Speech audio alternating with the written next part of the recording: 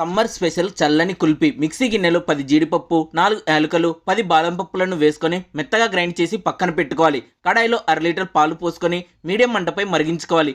1/2 litre పాలు కాస్త 1/2 litre అయ్యే వరకు, అలాగే కడాయి చుట్టూ ఉన్న పాల మీగడను కూడా పాలలో కలుపుకుంటూ మరిగించుకోవాలి. ఇలా 15 నిమిషాల పాటు పాలు చిక్కబడేంత వరకు కలుపుకుంటూ మరిగించుకోవాలి. తర్వాత ఇందులో 2 టేబుల్ స్పూన్ల చక్కెర, మిక్సీ పట్టుకున్న పొడిని వేసి 5 నిమిషాల పాటు కలుపుకుంటూ మరిగించుకోవాలి. తర్వాత స్టవ్ ఆఫ్ చేసి దీనిని పక్కన పెట్టుకొని చల్లారనివ్వాలి. ఇది పూర్తిగా చల్లారిన తర్వాత ఈ మిశ్రమాన్ని మిక్సీ గిన్నెలో వేసి మిక్సీ పట్టుకొని ఇలా ఐస్ క్రీమ్ మౌల్స్లో వేసుకొని ఫ్రీజర్లో పెట్టుకోవాలి. ఐస్ క్రీమ్ మౌల్స్ అందుబాటులో లేకపోతే చిన్న గ్లాసులో మిశ్రమాన్ని వేసుకొని ఫ్రీజర్లో పెట్టుకోవచ్చు.